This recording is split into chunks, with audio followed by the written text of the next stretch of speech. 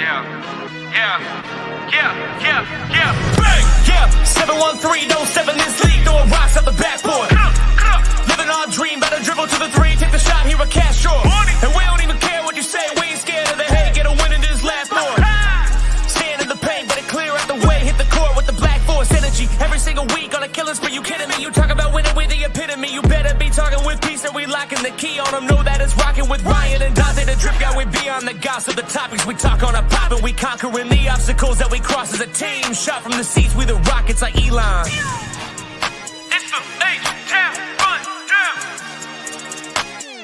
Let's get started right now. What up, y'all? Welcome back to another episode of the H-Town Rundown and the Rockets Round Robin. This is your boy AD, and I got co-hosts in the building. We got Coach Dante in the building. We got Ryan Diamond. I am subbing in for Preston as it was his birthday on Friday, y'all. And you know, he had to let his hair go, let the hair blow in the wind, and you know, get a little taste of the liquid courage, and you know, do some adult things. He's finally growing up, y'all. He's being an adult for the first time in his life. So let's, you know, happy birthday, Preston. And we are also joined by the great and not so great AK Kennedy, Rocket Propaganda, and also Rockets Round Robin. And of course, we got the one and the only Chris Gorman in the building from the Rockets Round Robin as well. Y'all go ahead. And everybody, how's everybody's Sunday going on this wonderful day? Beautiful. It's going cool, man. Just had to get these animals off the grill, bro. Man, hey, ain't nothing like being a carnivore, man. Jurassic World is coming out. New Jurassic World is coming out, so yeah, they based it on me, by the way, bro. I thought they based it on Gilgis Alexander, the Gilgisaurus or whatever. That sounds like a lame name, dog. Yeah, that's what they call them. It sounds like a lame movie. When you put anything OKC Thunder in it, it's bound to become lame. The Gilgisaurus, bro. You haven't seen that ad? No, for good reason, bro. I have not. I don't be watching a whole lot of TV, bro. So. But it's already done got scrapped. That's the reason why. Not my algorithm. Yeah, corny team, dog. Hey, but we are continuing the success or failure series with Preston. Started last week talking about the players. Was this season a success or a failure? I think, you know, everybody's in agreement that it was a successful season based on, you know, before the season, nobody predicted the Rockets to even, if they were to make the playoffs, it was going to be as a play-in. And then them being a second seed and taking the Warriors to 7 games. So people are, you know, I think we're all in agreement that this was a successful season. But we need to talk about Ime Udoka, AK's favorite person in the world. No, I still love him. And we also need to talk about favorite after Draymond. And we also need to talk about Raphael Stone.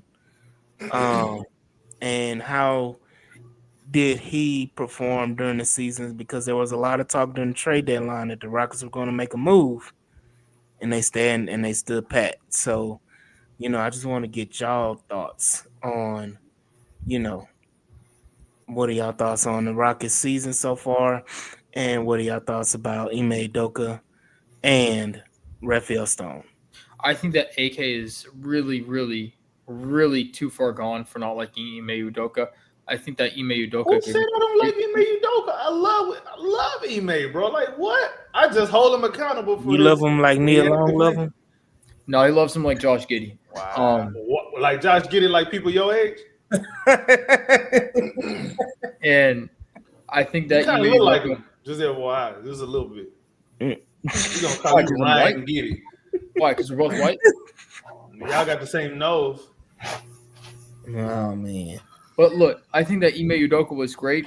I think that we would have never gotten to where we were, and I think that we would have never gotten that second seed. I think that his rotations they started to get better after All-Star break. I mean, especially putting in Şengün and Adams together was probably the best decision he could have made. I don't think that we would have even gotten to 7 games or even made the playoffs without him. I think if we didn't bring in a coach that wasn't Udoka, I mean, if we brought a coach in that was like Nick Nurse, I mean, who all was available during that time again? It was Nick Nurse. It was either him or I think Udoka. Kenny Atkinson was also Kenny Atkinson was available at that time as well. Coach of the year, right? and Frank Vogel was another guy too. I think Ime Udoka was the best option for us. Yeah, He definitely instilled a lot of discipline in these young players, and we saw it this year. I mean, JG, trying to get to the basket, JG being consistent. The amount of discipline that he definitely instilled in these players showed this season. Yeah, most definitely.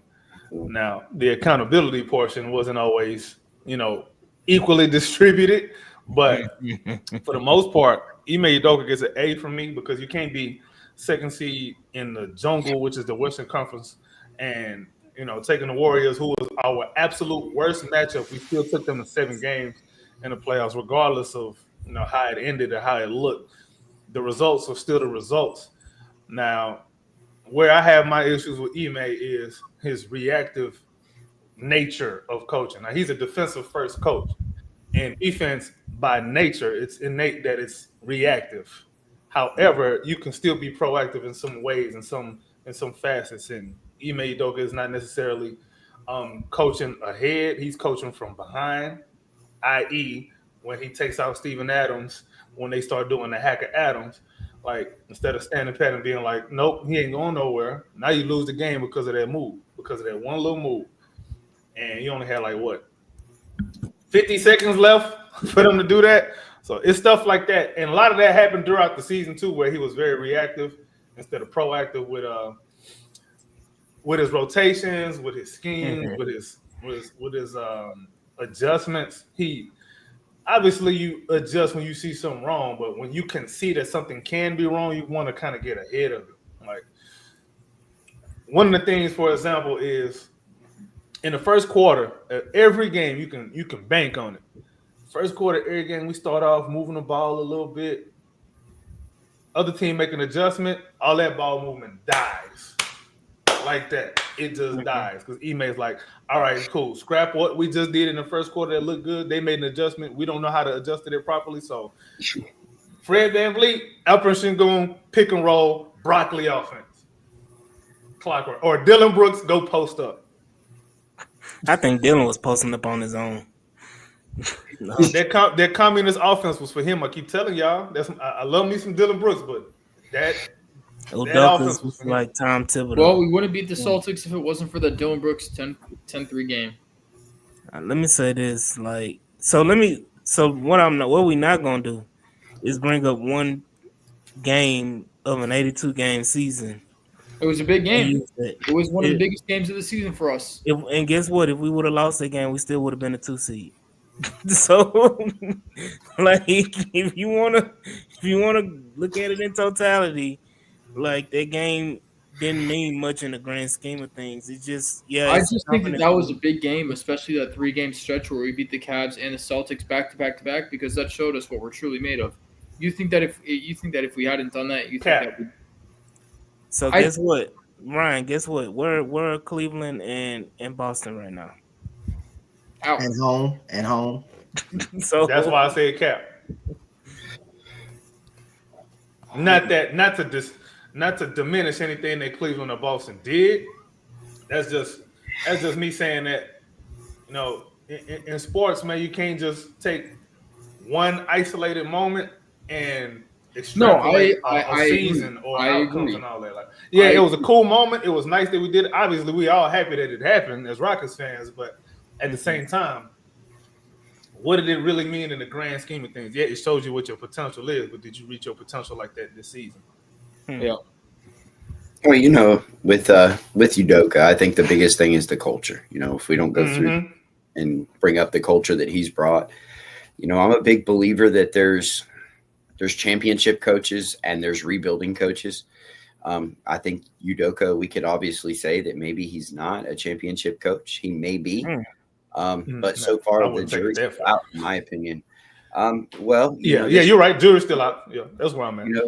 There's been a very vanilla offense in Boston when they made it all the way to the finals. He had a great team when he made it all the way to the finals, and it was about at the peak of their powers, and went through it with very little injury history. Robert Williams was able to play sparingly, but I'd say that was a big part of it. Being able to play him 10 to 15 minutes a game in the playoffs was a big deal, or why he got there. So with Ime, I would like to see if there is a progression with the offense. I mean, I think AK has a very valid point when he brings up the offense was very broccoli, it was very vanilla. So I'd say I give him a B. With Stone, I know that he just had that interview with Vanessa Richardson where he acted like it was his culture, and Ime and Tillman's, that's his type of attitude. So he was kind of sliding himself in there. I'm not sure if that's necessarily the case, but I think the jury this is the inflection point, right? Every place that they said that they were going to go to, phase 2 was going to be playoffs. We saw the playoffs, and we can rate every one of the players as we saw them in the playoffs, and we can rate Ime Udoka.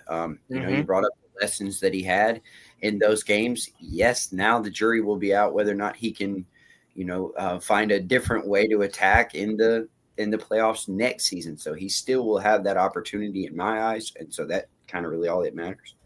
Right. So I would say that as far as the veterans, those maybe, he leaned on those a little bit too heavy. And now we might have a little bit more questions than we have answers when it comes to the core 7. Which may be a big deal, coming into this offseason. I felt like we could have found out a little bit more about Jabari Smith in the playoffs and found out a little bit more about Reed Shepherd. I know that sounds, odd because we just didn't see him in the regular season. Well, that's a knock on Ime Udoka. That's not a knock on, a front office. He was there. He was available. If he was more prepared, Cam Whitmore probably could have been an option. If it was up to me, Cam Whitmore would have been a great option for Golden State. They didn't be able to match our athleticism, and we didn't have any power to match that athleticism with them. So I felt like there were some options that he kind of left on the table, some crumbs that he just knocked off that he probably could have picked up.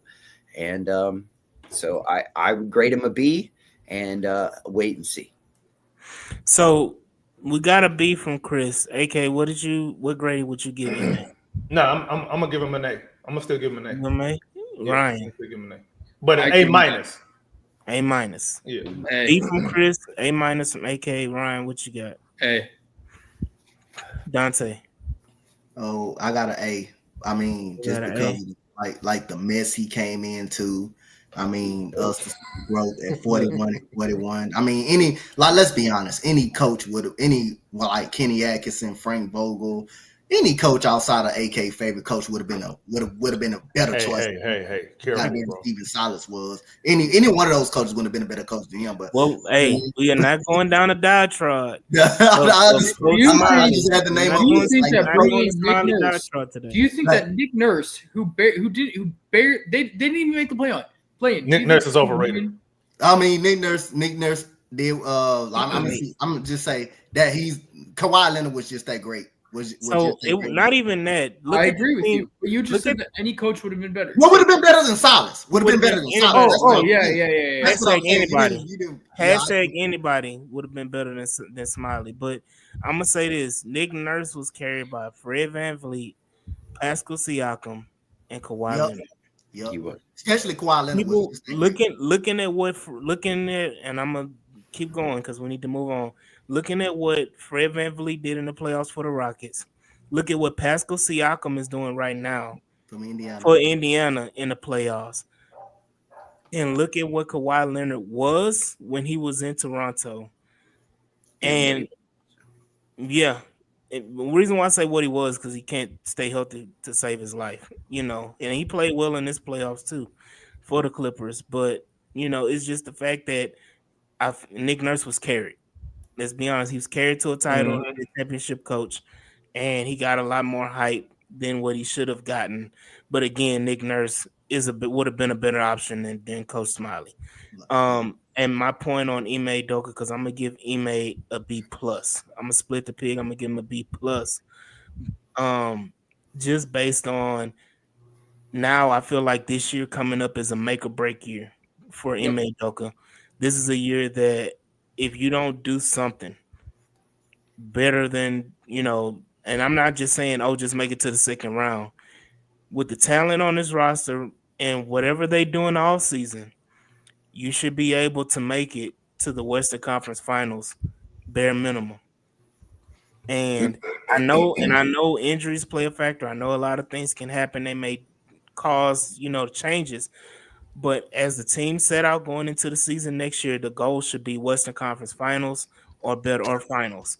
And again, people saying in the comments, everybody's saying, oh, he only trusts the veterans. Well, guess what?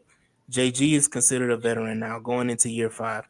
Alperen Sengun is a veteran now going into year 5. Jabari Smith should be a veteran going into year 4.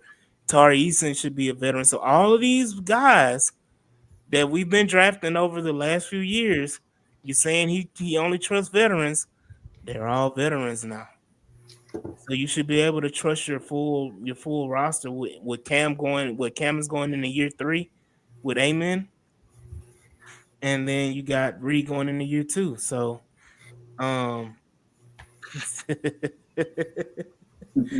a funny comment. But I in defense of Stone, I would say that Smiley was here to do or did what he was here to do, right? Like he's just a guy to stand there and look crazy. CD. And, I mean, really and truly, and lose games, right? Like so, and that he did.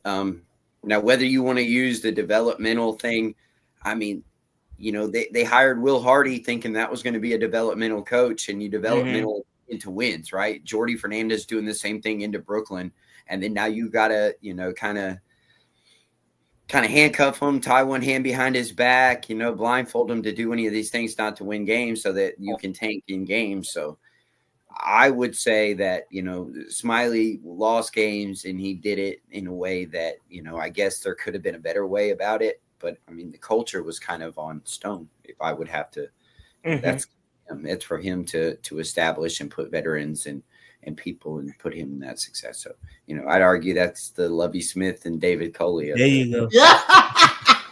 I mean, it's the perfect example. And it was going on at the same time, actually, too, so it makes sense.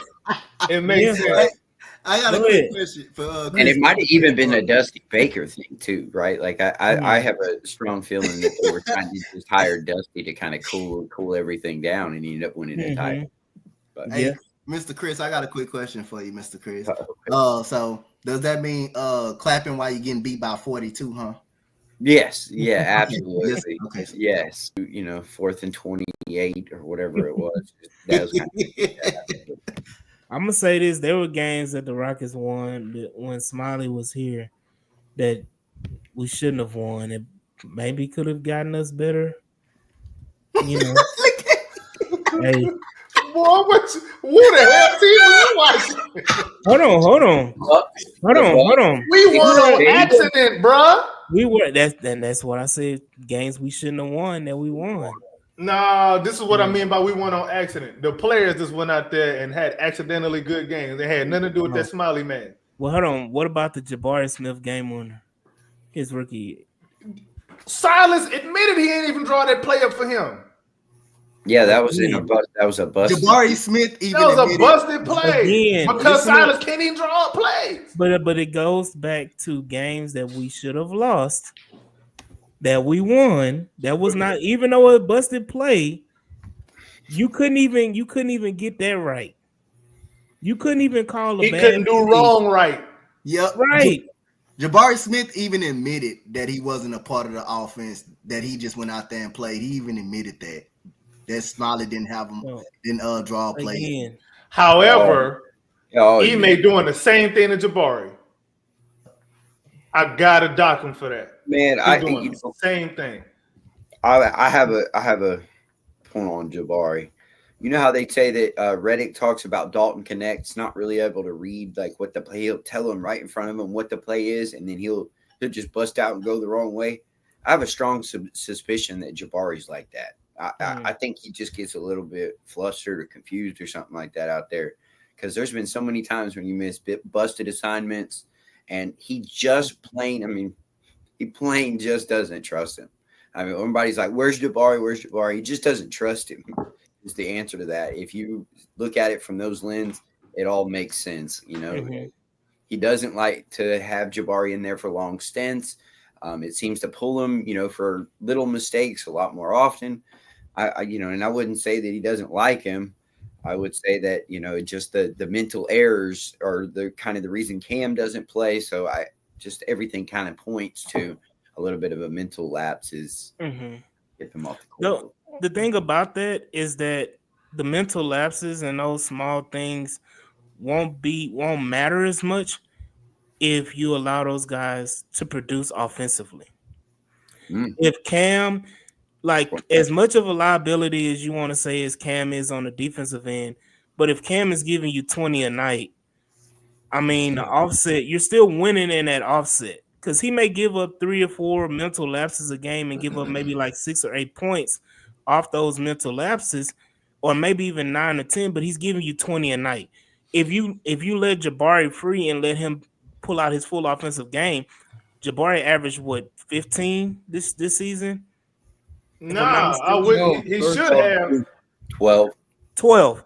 Jabari easily can average 20 a night if you let him free and let him play his free. I'm gonna add something to that right quick, AD.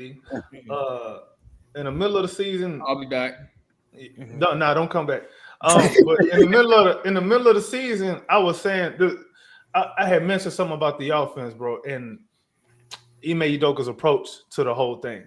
So I noticed that. Okay, I get it. You pride yourself on not turning the ball over a lot. I get it. However, if you take the training wheels off the offense and maybe you allow 1 or 2 turnovers more a game, but they get you 10 more points a game, the net is so much greater. You might want to just be able to live with a couple more turnovers a game, bro. Like, it's okay if you turn the ball over 12 times a game. Okay, you turn it over 14 times a game, but you're scoring 10 more points. And instead of being a 4.5 point differential between teams, now you at a maybe 7-point differential between teams. And you probably won at least, and this is me being conservative, at least 3 or 4 more games, bro. Yeah. You know what I'm saying? Like, it's that kind of mentality that I think is kind of holding this team back. And he needs an offensive coordinator that he can at least trust to do his thing on that end, because he may not he not about it at all. Like, so how much of the the variety of options that you have comes into play, right? Like, I know Coach Dante probably attests to this. When you're coaching, doesn't matter what it is. If you've got a plethora of wings going out there that kind of, I'm not going to say do all the same things, but kind of go about it a different way, but kind of give the same type of production. If Jabari turns the ball over once, where's Tari, right? And just get Tari in there. And if Tari's struggling, where's Amen? Where's Dylan? So I wonder if it's just kind of like one of those cycle, it's just kind of like a Ferris wheel, is that who works and you just stop it on that wing. That's the guy I'm gonna counter that, Chris, by saying that Tari, for whatever reason, Tari got away with a lot more than others did. Tari, what we call him, tunnel vision. Tari was a turnover merchant, and he would give you at least 3 or 4 turnovers a game just by doing dumb shit. And the fouls on jump shooters, exactly. That's the thing to me. Plays like him doing a lot of that, and yet he would still stay in the game, and he would still go back to him. He wouldn't bench him like a Jabari, or he wouldn't bench him like a Jalen or anybody else, or a Cam or anybody else who would make mistakes. What is it, Ryan? It's because of his defensive aggression. That's why. He knows that Tari will not settle down. He will not stop. He is going to bite at the ball every single chance he gets. That's why. Yeah, but Jabari can be that type. But you don't see Jabari always biting at the ball and always. You know why, right? That's what Udoka likes. Udoka likes the barking and the biting at the ball, and always. You know why that is, right? Do you know why some of these guys are a lot less aggressive than they should be? Why? They scared of making mistakes. Yeah, no, absolutely. You gotta let a person walk. Bro, think about it, bro. People. Let's use everybody's favorite target, JG, bro. If JG go in there and shoot 18, 20 times a game in the playoffs, and he keep missing, they're gonna call him number one. Fans gonna call him a shot chucker. Number two, he ain't gonna get that chance because he's gonna get pulled. Yep. You know what I'm saying? So of course, you're gonna tame yourself down a little bit because you're like, man, I want to stay on the floor. I feel like I can help the team while I'm on the floor. But if I make any little mistake, that's my ass. Mm-hmm. It's the same thing with Jabari. Jabari struggled with the same thing. It would be the same thing with Alperen Sengun, but he at least gets a chance to play through his mistakes. And they know they really ain't nobody else you're gonna go to anyway. Exactly. You don't have no backup. That's right. the reason, and that's the difference why I'm saying like Tari gets free reign. Tari has the longest leash out of all. If you look at the core 7, Tari had, and you know, Amen Thompson. No, Amen Thompson got the longest. Well, Amen doesn't. You can say Amen does, but let's be real. How many?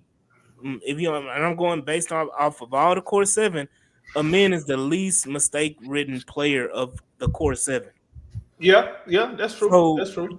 You can say he has a longer leash, but I'm talking about of the Alperen Senguns, the Jalen Greens, the Tari Easons, the Jabari Smiths, the Reed Shepherds, and the Cam Whitmores. Of those other 6, Tari Eason by far has the longest leash to make mistakes. Oh yeah, for sure. on a frequent basis, and so that is why I'm like, if he gave that kind of reign to the Rockets, the rest of the core 7, just imagine.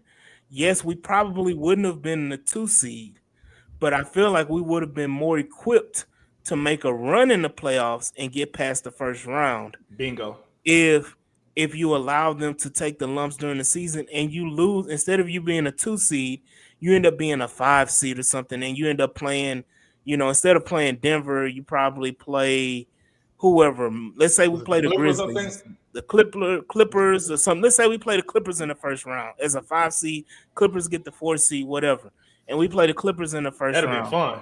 That would have been a great series, That'd been fun. and you would have been more equipped to beat them because you have more of an arsenal, and your bench is not as short. But it leads me to go into Raphael Stone and his stand patness during the middle of the season, and trusting just as much as we say Ime Udoka is trusting the vets too much. Did Raphael Stone trust Ime Udoka too much during the season to not make major adjustments, but adjustments at all? Because if I'm not mistaken, we didn't make any trades or any moves. Nah, we got what's that one dude from Boston that never played? Springer. Yeah, Jaden Springer. Yeah, we got him. And low key, I was a little bit excited because I was like, man, we got a nice little rough house. I've never seen him in the Rockets jersey. Never saw. I was like, well, no, we had him as long as the Hawks had Carmelo Anthony. Wow. Then we got what's his name as well. We got the big guy, Cody Zeller. Oh, again, didn't even see him playing the Rockets uniform. I think Raphael Stone's thing right now is he's probably making moves to prepare. He's trying. I'm gonna actually give him a little bit of credit. I think he's probably being a little bit proactive in how to navigate the whole cap situation in the future. Mm-hmm. So a lot of the moves we're looking at right now is frustrating, but maybe we got to do that to keep as much of the court together as we can long term.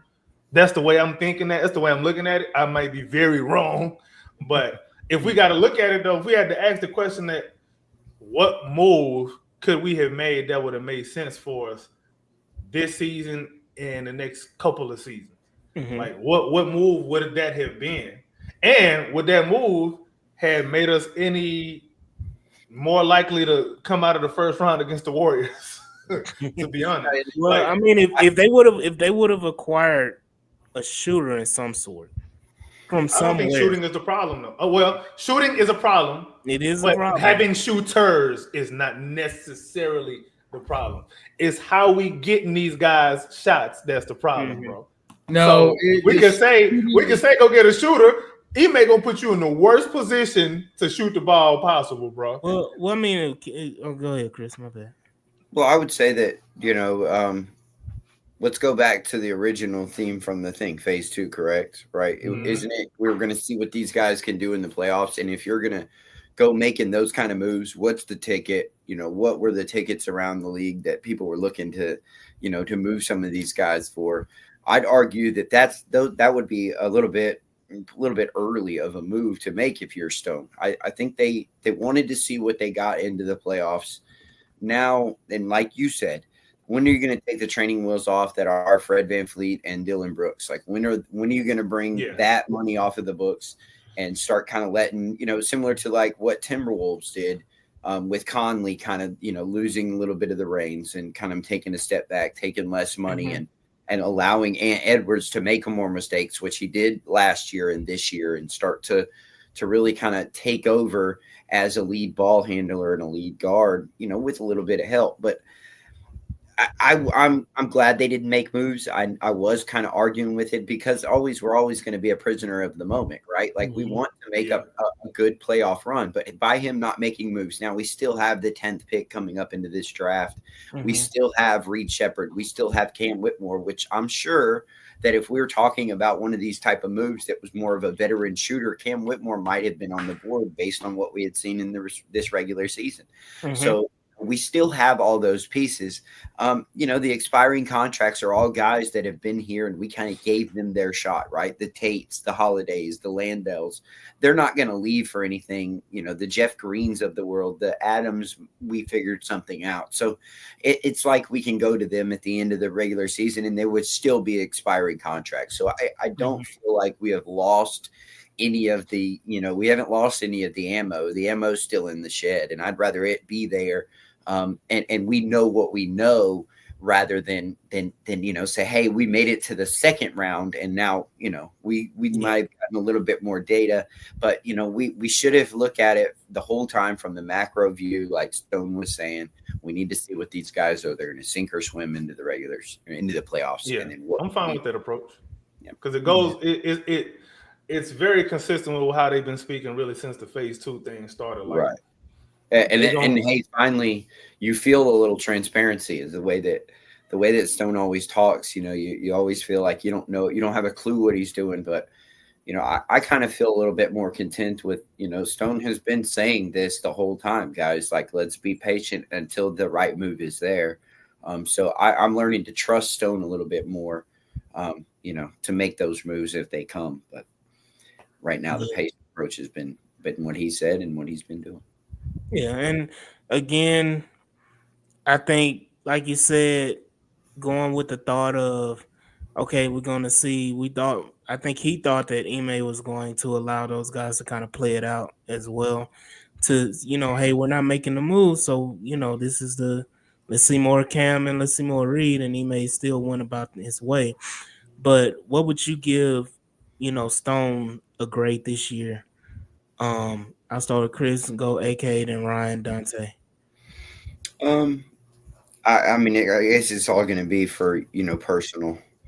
I'm going to give him an A. I'm liking what he's doing. I like what we see in the future. He's built something. What he came into was pretty rough, right? Like, he didn't have any assets.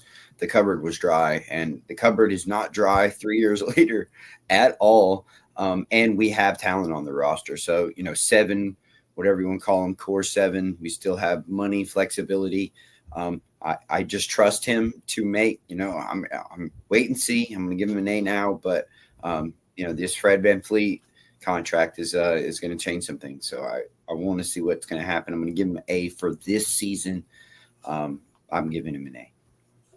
What you got, Ryan? And then we'll go to AK and Dante. Plain and simple, give him an A. I mean, he didn't really do too much this season. Drafted Reed Shepherd, great. There wasn't really much else done, so I'd give him an A. Dante? I'm going to give him an A because, like Chris Gorman said, he came in, in a messy organization, had to deal with James Harden crap. He got draft picks for him, which would turn into all-stud players. Basically, he had to build through the draft. With no money, he basically just had to do everything through the draft, especially when he made Doka Kane. We had the money. We got Fred Van. Did end up getting Fred VanVleet, who's been a good leader. Dylan Brooks, who's been solid. Basically, he had to build the team, the core through the draft, basically, without no money, without no free agents coming here. So that's what basically he had to come. And then he had to run into John Wall and James Harden. Crap. So I have to give him an A. Yeah, I would concur and give him an A as well. Just based on the trade, the previous offseason, with Phoenix, and making those trades to kind of reload the picks. And we were at the end of the Brooklyn picks, and you just basically extended, that pick bank that you have, that we lost it all in the Chris Paul and Russell Westbrook trades. You gain that back, and now you have, time, and assets, as everybody said. You still have assets, to contend going on into the future. And But, he's dangling everybody's picks, right? oh yeah, I mean, Dangling the Brooklyn. I mean, it's a Brooklyn pick, and he's dangling it for them, and he's getting 3 and 4. mm-hmm. Phoenix. Yeah, Dallas. you got the fact that he took. Let me say this, and it's obvious now that he was the mastermind behind Daryl Morey and the genius of trading and getting superstars. And because of what you see now and what the mess that Daryl Morey has created in Philly is, it's a shit show. It's a good point. It's just a shit show. And then, I just feel like he's excelling right now. And so I think he can be, I don't think the Rockets are in a great spot right now with him being the GM and the GM of the future. So like I said, I'm gonna give him an A, and I just agree with everything. AK, you want to give your quick grade on Raphael Stone before because we gotta move on. Full picture or just this season? This season, this season, great. This season, great. I'm gonna give him a. It's hard to because some of the moves that he made last season contributed to what happened this season, or some of the stuff he didn't do. You know what? Screw it. We're gonna give him a B because of some of the stuff that he did not do, not necessarily what he actually did do. The Steven Adams thing, he probably could have. People thought he could have moved him or would have moved him in the summertime. He didn't. He actually stuck with him, and he ended up being a very important playoff contributor. So that's one. And then not falling into all of the stupid pressure to trade XYZ player, whether it was Cam Whitmore or Reed Shepard at the deadline. We'll all know. He ain't had no trade noise at this deadline, though. It was last deadline. But yeah, it wasn't no noise around a whole lot of that. He didn't make no panic moves, and he let the guys ride and let the chips fall where they did. So I give him a B for that. I'm gonna give him a B because he ain't do nothing spectacular, but he ain't doing nothing detrimental. So you get a little B. That's cool. Absolutely. I do want to quickly move on because it wasn't acknowledged, and I don't know why it wasn't blown up more. I think we got maybe one day of praise for Amen Thompson making first team All NBA defensive team. Definitely got to give Amen his props, for making it. And it being well deserved. Well deserved. He was one of the best defensive players in the NBA. It was the best. He got robbed. Yeah, he should have been defensive player of the year. Yep. Amen Thompson, guy who can guard. Honestly, he can guard all 5 and do it well. And Hansy creates a lot of turnovers. Is excellent as a paint defender as well. Perimeter defender is excellent as well. He's always guarding your best perimeter player, as well as why you looking like that? You talking about me? Yeah, you. No. I'm cool. I was like, bro. damn, did I lie? Did I say something?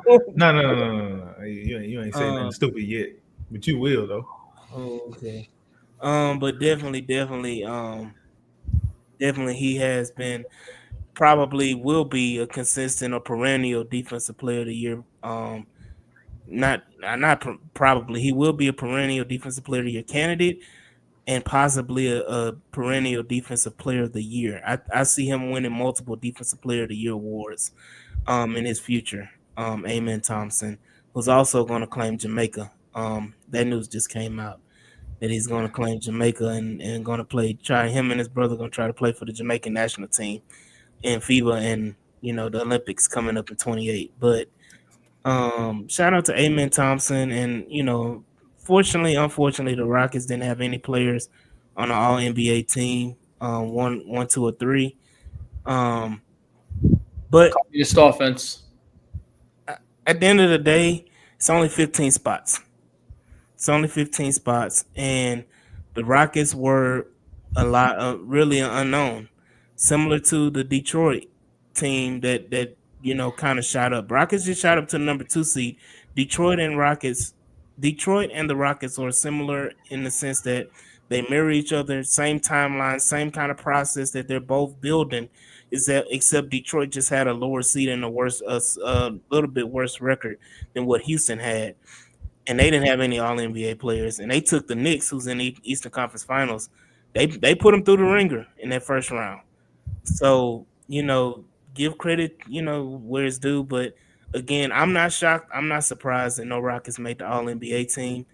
And I'm not pissed off about it. I'm not about to riot and say that Sengun or Amen should have made an All NBA team or something. Somebody out there going nuts right now about it. And that's why they got mental hospitals. But all in all, man, I do want to pivot to a quick rundown of free agents, and then we got to go into this topic. We're gonna spend about 10 minutes on this topic with AK and Chris brought up. But I know you got Ryan. We'll get into that. I gotta head out. But it was Good nice. night. Yes. Good night. See me next week. Get him out of here. Bedtime. All right. Bedtime. Boy, Chris, you wrong for that. Chris got away. Chris had some slick on that one. Ooh, you were waiting for that one.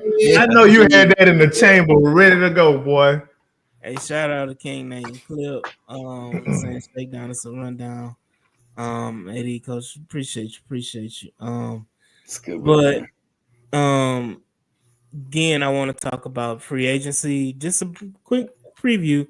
I want to look at guys who, if we stand pat, we don't make the trades. We don't trade JG. We don't trade Cam. We don't trade Reed. We keep it stand pat as the roster as is. We let certain guys go. We keep certain guys. Of course, we let Jayson Tate go by Jayson. Don't come back. He ain't going nowhere. He the franchise player, man. You out your mind. But there's free agents that we could potentially sign when free agency rolls around next month. I'm already considering it June. We had Memorial Day, so it's June to me.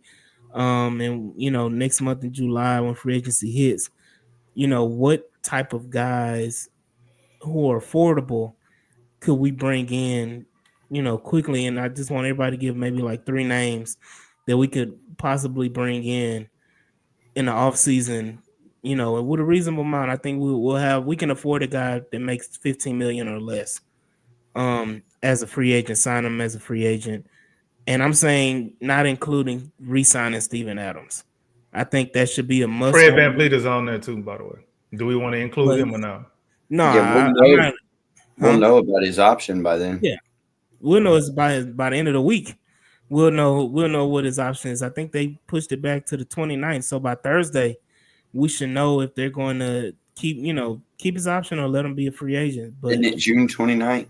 I thought, it's June 29th. I'm my bad. The last day that you can talk to your free agents. Okay. It's a lot different nowadays because we're going to be right into it. You would already have drafted. We'll have already, we had already signed our draft picks, and then free agency would open up. It's a little bit backward from what it used to be. True. Thank you. I know 29th was the day. I just messed up the month. Like I said, I'm already in June. I feel you. But definitely, I'm gonna give 3 players. I'm gonna say, and it may be 3 players that everybody wants. Luke Kennard is a guy that I think would definitely benefit the Rockets as a sniper shooter. That he can come in and make things happen and be instant offense. Dennis Schroeder is a point. I think that we need a backup point guard. I know we have Reed Shepherd, but I think Reed is more of a 2 than a point. And I think we need somebody that can actually control and run the offense outside of Fred VanVleet. And then the last one I have is Malik Beasley, again, who was a really sharpshooter for Detroit. And so those are my 3 guys that I think can come in and be instant gratifying players. Go ahead, Dante. You got 3? Yeah, I got the same two that you got, but I got the third one will be Karis LeVert. I mean, and plus Dennis Schroeder brings some defense, bring a lot of good defensive.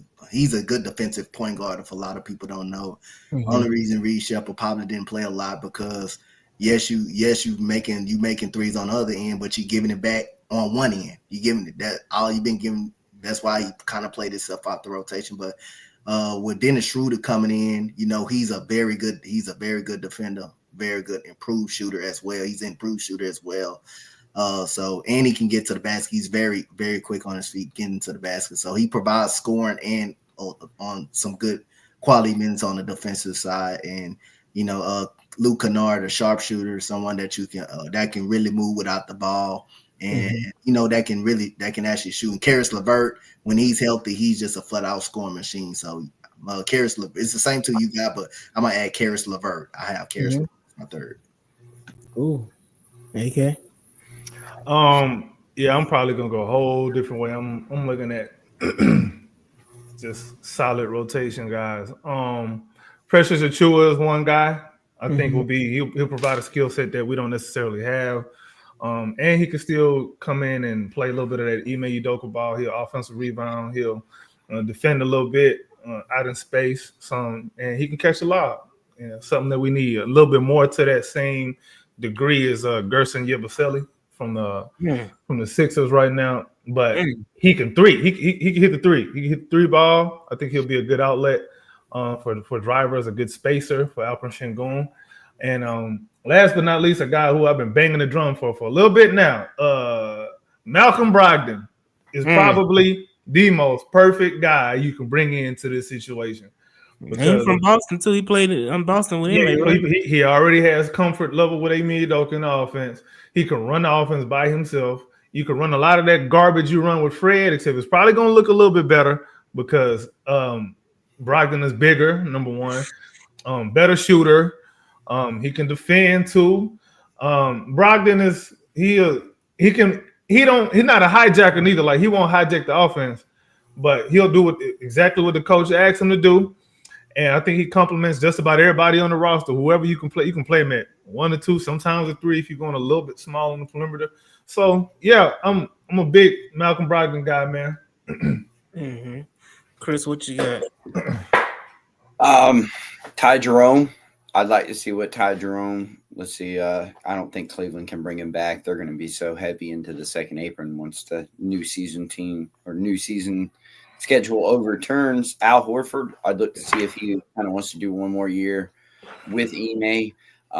Give us a stretch big, somebody that can kind of stretch the floor for maybe some of them other lineups and still play big enough to play offensive rebounds.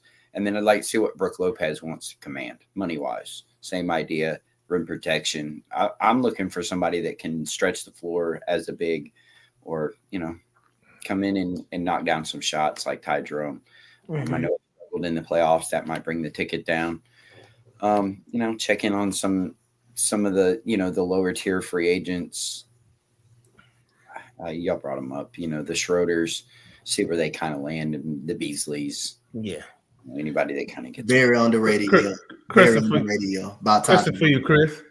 Yeah. Do you trust Horford or Brook Lopez to actually come in and rebound? No. But rebounding is one of the areas that we are just fine in. So if you were to play him with Steven Adams, you would look at something where you would have Bari at the 3, because I'm wanting to lean in more to the Bari at the 3 stuff. It's a mismatch. So if we can, kind of play big but still stretch the floor and allow Bari to play at the 3, whatever that iteration looks like, those are the type of things that I want to do. And I kind of play a little bit bigger this year and stop putting Amen at the 4 and those type of things. So I noticed we got worse when we did that, and nobody want to talk about it because it's like taboo. But we're not gonna go there. But we also did very well when Bari was in at the 3. They can call the double big all they want to, but when he played with Tari, same type of situation. When he was in there with Steven Adams, and not Sengun, same type of situation. When he wasn't having to play all those big guys. Oh boy, here you go. Hey. You said not Shingon. I'm We're gonna gonna say send this. prayers for you and your family, bro. I'm gonna say this. Ryan had a player that he loves, that he admires with his whole heart. His That cousin. his restricted free agents. Who's a restricted free agent? Josh Giddey is a guy that he would, absolutely love. He thinks he's a superstar, and he thinks that he should be, a $30-something million player a year, type guy. Who lets know you were going to say that? See, But there's a name that I wanna bring up, who is a former Rockets legend, who helped us survive through the Smiley years. That is a free agent that has a. If player you say option. Dacian Nix, I'm gonna shoot you. No, We already Yeah. got Dacian Nix. Is back. yeah, Hold on, wait. We keeping him again? I'm sure. Man, there's a lot of talent there. He's a lottery talent. Nah, Rafael Stone. I said B. No, no, the guy that I'm we naming, knocking that down to a C, bro. No. the guy that I'm naming is KPJ. Oh, honestly, you- I'm not even. He wouldn't play. Nah, I'm thinking about it. Capella. You said what? I thought you were going to say Capella. I don't know. Capella wasn't here during the Smiley years. Capella was already gone. Let me tell you something, bro. All the stuff Doc Rivers was letting KPJ get away with, and I was watching the Bucks because I still cover KPJ a little bit. His leash gonna be about as long as a toothpick. Under Ime, nah. You can't even come. If you come with a bad edge up, you're not getting in the game. Told you that's why Cam Whitmore didn't even play. I told you ever since he opened his mouth in that game versus And this is- Yeah. Yeah. And this Yeah. is the reason why I said we could get KPJ for the low. Like his player option is 2.3. So I mean you can get him for $3 or $4 million or something. And it wouldn't hurt you financially. And again, him and Ime had a affinity for each other. Ime's opening press conference, he talked about KPJ, and then a week later he was beating on that girl in the hotel in New York. Yeah, they wouldn't bring him back though. PR would be too much. You got a better chance of bringing back PJ Tucker, I don't know. I don't who think. I'm not opposed to bringing back. What about Beverly? I think the league made the Rockets release KPJ more than the Rockets wanted to release KPJ. Well, they didn't release him. They traded him to OKC. Or traded him or whatever to get him away. And OKC, released him immediately. So it was just the NBA wanted him gone. And they kind of made sure that I don't think the Rockets really. I think they were me personally. I think they were forced into it because I feel like Raphael Stone and Ime Udoka love KPJ way too much. I believe that too. I believe he would have if he would have been a survivor on this team if he didn't do what he did. I believe he was a big fan of him. Yeah, but I do want to. He can still hoop. I mean, just basketball wise, he can hoop. He a little stupid, but he can hoop. Yeah, and he's a better defender than what people give him. Yeah, for sure. Matter of fact, some of them possessions that Dylan Brooks used to hijack, if that's KPJ, I'm fine with it. It's probably better outcomes. Yeah, because KPJ can play make. Dylan Brooks can't. Absolutely. But I do want to touch on this topic. Okay, that AK and Chris had in our chat about would you take Minnesota right now, who's been to 2 Western Conference Finals? Would you take their timeline right now, or would you take the Rockets timeline, who's extremely younger, has a lot more talent outside of just one man, which is Minnesota is Ant-Man and a lot of role players and an old Rudy Gobert and kind of old Julius Randle? Would you take the Rockets timeline? And that's a factor too. Would you sign? I think is Julius Randle a free agent? Yeah, he is. It's funny enough. He's got player option. He got play option. Would you make a play for Julius Randle? But that's another topic. We can talk about that later. We could talk about that. I'm not opposed. I wouldn't be actually opposed to that. But go ahead. I just want to go on. AK, you proposed it. Yeah, so I'm gonna let you talk about it. I just wanted to set the table and let you go forward. Yeah, so the reason I had brought that up in the chat is because, I mean, the whole star hunting thing, I think people get so enamored with the headlines and being talked about and TNT and all that ESPN being nice to you because you got a superstar or whatever and all that BS that don't have nothing to do with on the court. I think when you look at Minnesota's situation, I mean, you got to ask yourself after they traded Cat, obviously for cap reasons, they traded Cat.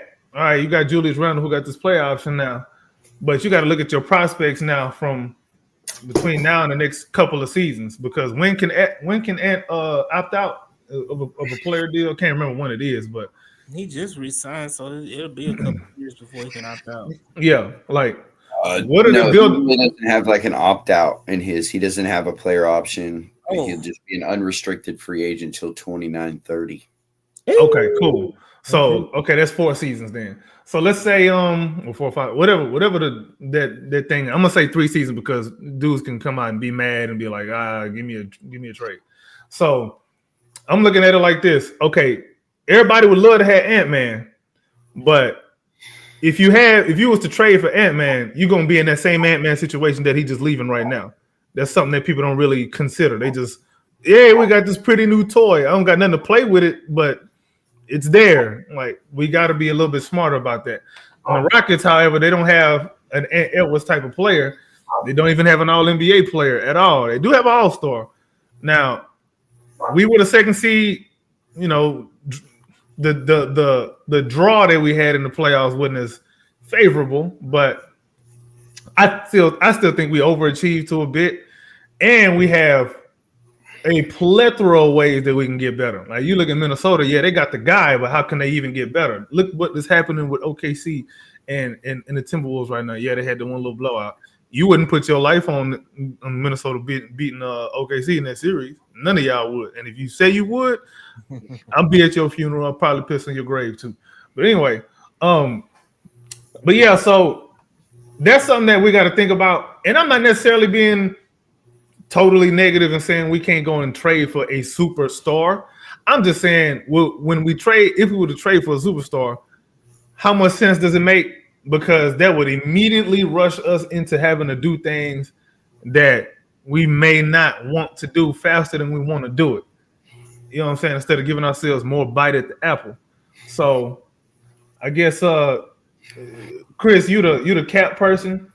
Like, if Minnesota was to get better, how in the hell can they get better in a way that makes sense to where they don't have to rush their timeline more than they already have, as opposed to the Rockets? And I know the Rockets got to pay Tari and Barry coming up soon. And if Alperen Sengun makes an All-NBA team next season, well, it's the Supermax. But he on a 5-year anyway, so that ain't something we even got to tackle too much. But let's say Amen Thompson make it somehow, some way. Amen has already cleared one of those thresholds.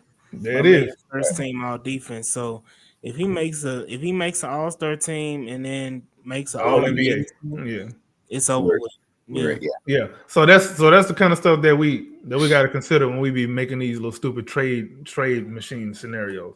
So Chris, what's your thoughts on all of that? I know I went on a little bit.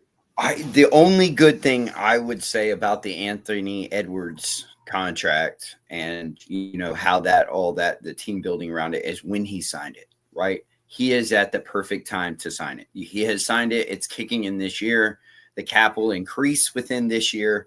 And so now he is locked in for them for the longest amount of time at the littlest amount of money. By the time that it actually hits the maximum value of it, which is in the 5th year, the cap will have risen so much that he won't be making but under 24 or 25% of the cap. So his max value has now decreased maximum. So what they can do is, I think I've been talking about this mostly all year. I felt like they were going to make a play at Kevin Durant using the Randall, using the McDaniels contract. But the McDaniels contract is actually a pretty good contract. It's around 23, 24.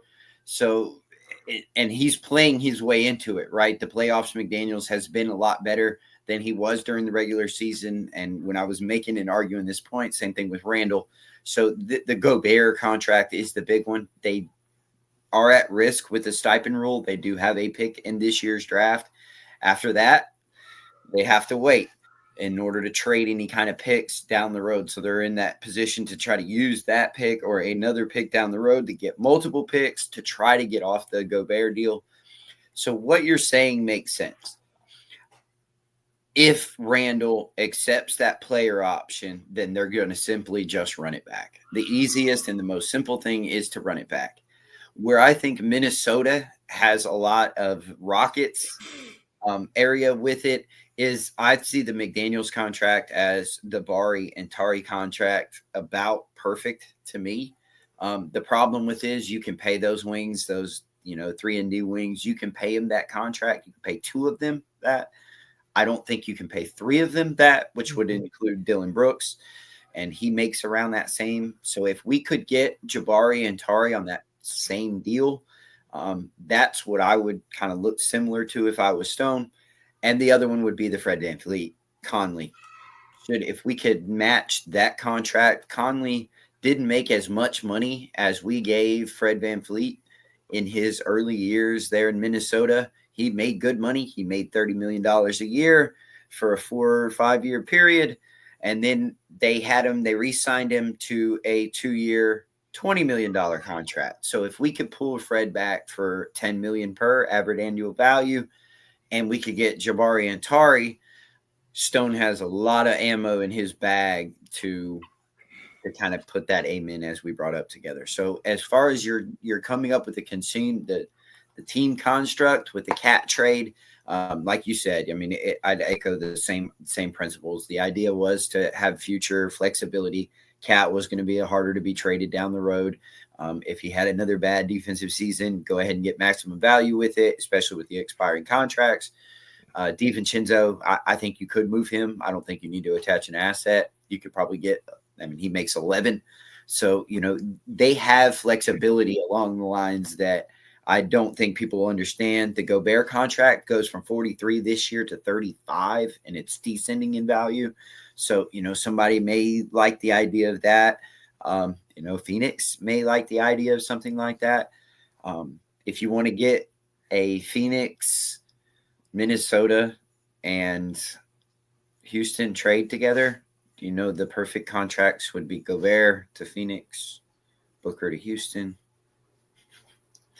and Fred VanVleet to Minnesota. It would all nice and in the cycle.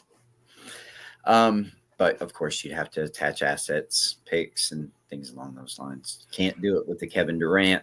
So, what you're saying, I understand. I don't think it's as bad as a lot of people are thinking. I think when Laurie and A-Rod bought the team, they assumed that they were going to know what was going to happen with Randall. I mean, if he accepts that option, it kind of locks him down, puts him right at the top of the second apron, and they can make some small marginal moves to get off some cap money. But I think they'll be okay. I mean, if they want to re-sign him because of playoff success and run it back with him. Terrence Shannon's done some good things. Dillingham, they're still young. I think they're okay. I think they're in now that they did make that Cat trade. I don't think it's as bad as people were thinking. If you go look at their cap sheet, it looks bad when you see, Gobert at 43, but bring it down to 35 this year will allow them a little bit more flexibility going forward. I don't think it's as bad as you think. I do think they will, explore trade options. And if somebody really does like what they saw from Randall, there's interesting options, with Randall, with some of the young pieces. And like I said, they don't have a lot of picks. So if somebody likes what they have as far as bigs, the Naz Reid contract is up this year. He's also got a player option. Yeah. He's declining that. That's in like the $12 to $14 million range.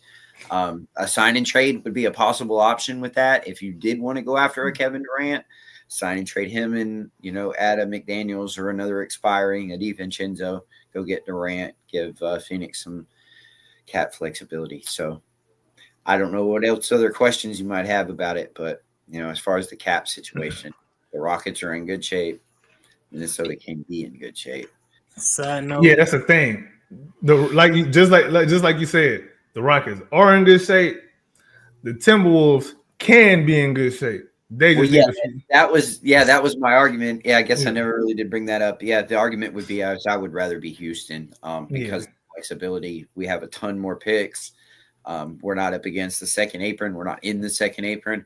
And let me make a disclaimer. A lot of people are putting out trades, and then you put out a trade and they say, oh, no, they're in the second apron. They cannot aggregate that salary. If it gets them under the second apron, yes, they can. You can aggregate salary if it allows you to get if that the return comes back is less than the amount that brings you under the second apron, you can't aggregate salary. So it's just something. to know. Interesting. See, this is why you the cap guard, bro. Yeah. Oh, hey, it's been a while actually since I read up on it. I wouldn't call it a capologist. I read up on it a little bit. Some of that language is a little more lawyer talk than I was able to hash out. But I tried to get those little rules, the restrictions and when those kick in and when they don't kick in, how the cap hits work and how the aprons, those kind of things work. But as far as that CBA, I'm going to have to leave that to the Goslins and the Keith Smiths of the NBA world. Cool. Yeah, I obviously we'd probably rather be Houston. You know what I'm saying? Because we're still on the upswing. We're still on the upper trajectory, barring any stupid foolishness. But the league likes that. League loves to have that one guy, right? That face of the league. Yeah.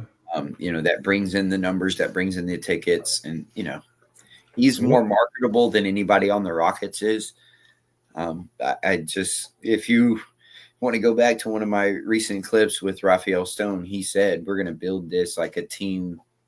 We're going to build it out like Ime likes it, a team first team. So I don't expect the big trade, from Houston or anything like that. I think he's going to run with their favorite communism offense. And man, if you're going to have a communist offense, bro, it just need to look better.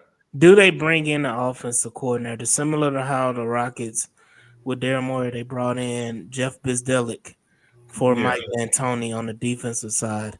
Do the Rockets make a move in the offseason and bring in a guy to kind of help? Mike Malone is available.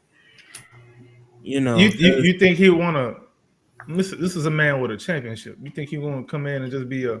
But do you think he? But it'll just, to be honest with you, it'll be kind of like a 1 year, year-to-year basis type thing. He may want to take a step back, be an assistant again for a year or two, and kind of prove his worth. Because a lot of people are not giving Mike Malone the credit he deserves because of Jokic, and saying that Jokic was the one that ran the show, and it would have been even more prevalent if they would have won that Game 7 against OKC and been in the Western Conference Finals. What he could do with Şengün. Oh, nah, I wouldn't. Mike Malone, I like Mike Malone, but that wasn't the guy I wanted to come help out Ime. It was actually David Adelman. Yeah. That's the guy I wanted. He would have done wonders with Şengün.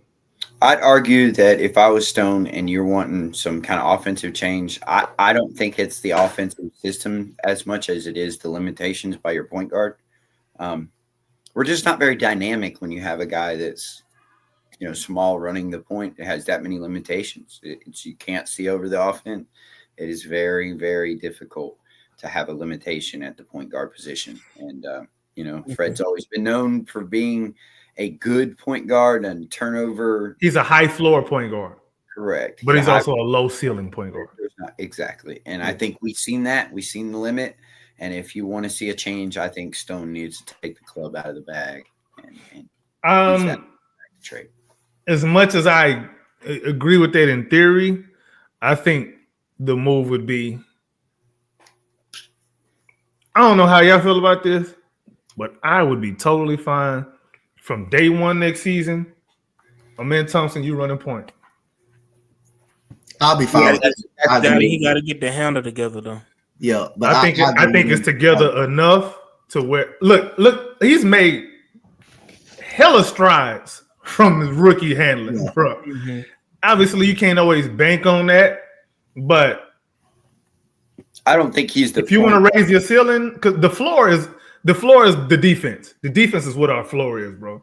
offense is where we need to get more creative. We The can ball- afford to. Sorry, my bad, bro. My bad. What? Go on. Hey, let me make this point. So I got it down. Yeah, All yeah. handling duties would be handled by Amen Thompson, Alperen Şengün, and Jalen Green. You don't need to have, if you're going to have, well, yes, if you're going to have a dynamic point guard, give him the ball, Cade Cunningham's of the world, the Luka Doncic's of the world. We don't have that dynamic stuff, but you just need to have enough ball handling, enough passing to make it work. With those three, it works, and it gives you positional size. Yep. Hey, guys, I got to go run practice. I'll see you. I appreciate you. All right, Clip. All right, Chris. All Appreciate right, you, brother. Clips. Thank you, guys. For sure. Thank you. Yeah, I agree with that. I think what that would probably do too is it kind of forces Ime to do different things. If you got in that scenario, I mean, you could easily have Cam in there and let him be your dynamic shooter who can also attack and transition. So now you can capitalize more on your defensive stops that you get a lot of. You can capitalize more in transition where we already good, but we don't complement our defense enough. Right. This the problem. This is the thing that I really want to see, but I don't think he would ever pull the trigger, is that if you make that change and you have, you have Amen as the primary point, primary ball handler, primary guy running your offense, would he ever move Fred to the bench? Because imagine Fred running an offense on a bench unit would be a better ideal, to be honest. Exactly, and that's why I think that it would have to take some convincing, and I just think you have to trust it, because if you put Fred in a bench role where he's running the offense and he's kind of guiding a Cam Whitmore coming off the bench, and he's guiding a Tari Eason who gets out of control, and a Reed Shepherd, and that would make you a smaller lineup, but it would help the development of those three guys with Tari, Cam, and Reed coming off the bench, them having a leader kind of leading the charge offensively and helping putting them in the right spots. But I do want to address this and then we can call it an episode. He said, question for the panel, was the second seed this year our floor or ceiling this year? So I'm a little confused on the question. Are you talking about just this year, or are you talking about going forward? Because King Name Clip, if you're talking about going forward, then this could be considered a floor. But if you're talking about this year, this was absolutely the ceiling. This was the ceiling by far. Yeah, this was the ceiling. We can attack both. Yeah, this was a 3-story house ceiling. Yeah, for sure. We had to take the elevator. So yeah, if you speaking in that, for me, if you're speaking in the essence of this year specifically, we hit our ceiling this season. Yeah. Oh yeah, he said this year. Yeah, it was a ceiling. It was we definitely hit our ceiling this year, man. Now playoffs notwithstanding, but regular season wise, even if you want to say playoffs, that was a ceiling. You took the Warriors to 7 games. True. With a fully healthy roster, Jimmy Butler only missed 1 game, and again, we didn't have the luxury of playing the Warriors without Steph Curry. Yep. We the one did it to him. Yep. Hey, we the one softened them up. We softened them up for the Timberwolves. Really, we the one hurt them. And we the one. If Steph Curry gets injured in Game 5 or whatever, we win that series in 6. We win in 6. Yeah. We were down 3-1, right? Yeah. Oh, I'm tripping. My math. Yeah, we would have won in 7. I'm not that bad. We would have won in 7. We would have won in 7, but it would have been a comfortable 7. Yeah. More likely. And so, but no, other than that, man, I want to go ahead and end it. We already been about an hour 15 now. Great pod. Appreciate you, AK, for jumping in. Appreciate Chris Gorman as well. We don't appreciate Ryan. No, just playing. Shout out Ryan for jumping in and being a part as well. And shout out Dante, co-host of the podcast. I'm just a fill-in. I was very, very mild-mannered today, if you didn't notice. But shout out to because we went talking Texans. That's why. No. Just happy birthday, Preston. That's Preston's birthday gift. That didn't go crazy on the pod. Because I've been fighting for my life with my nephew, who's an avid Rockets fan. Me and him been going at it for the last 2 months now. He said I don't say anything positive about the Rockets. That's a fallacy. Even I don't agree with that, bro. So I think you just see it how you see it. But I don't think you're necessarily negative. No, again, my expectations ain't everybody's expectations. Mm-hmm. And that's fair. Yeah, and that goes for players, coaches, and the whole organization as a whole. I was here and alive, unlike Ryan, when the Rockets won those 2 championships. I was present, and I was old enough to remember those games when they won those 2 championships. I was alive when the Astros won their 2 championships. And again, I'm just for people that watch the Texans podcast, I am just of I would say an asshole about the Texans as I am about the Rockets because I expect results. I expect greatness. You know, the Texans drafted CJ Stroud number 2 overall. He's a great player. I expect him to lead us to a championship. Jalen Green was drafted number 2 overall. He's a great player. I expect greatness from Jalen. He's had great moments. He's not a great player yet. He's had great moments. Well, I'll say he's a great talent. He's great talent. Yeah, that's a better way to say it. Good player. He's a great talent. And he's had flashes of that greatness. Right. He had. But he got to put it all together. And I expect Jalen Green to take us to the promised land. Mm-hmm. Jalen Green has fallen short multiple times. My expectation for Jalen Green is not everybody else's expectation. My patience is short because, and I'm gonna say this: we've seen NBA windows open and close like that, and again, we may see the Nuggets window closed. This may have been the Nuggets' last opportunity. It is, and their window just opened 2 years ago. So we can say that the Rockets window opened this year. I disagree. Do you think it's next year?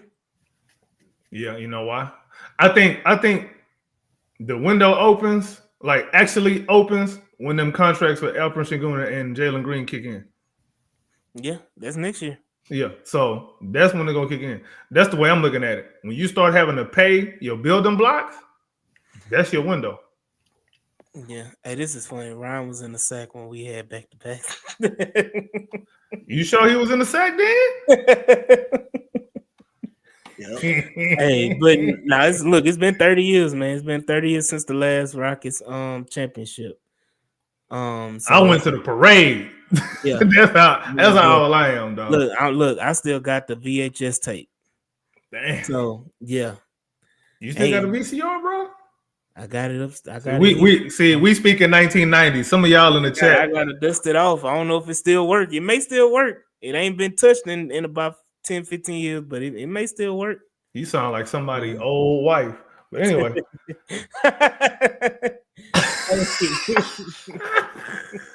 Hey, now stop talking about grandma like that, man. But definitely great episode. Shout out everybody in the chat. Shout out to right at 200 watching us live. We appreciate y'all all for joining in for this great episode. Again, happy birthday, Preston. Hope you enjoyed it. Take 2 shots from me. But again, man, it's been a great episode. We will see y'all next week on another pod when we're talking about a lot more going on. We'll see y'all when we see y'all, man. Peace.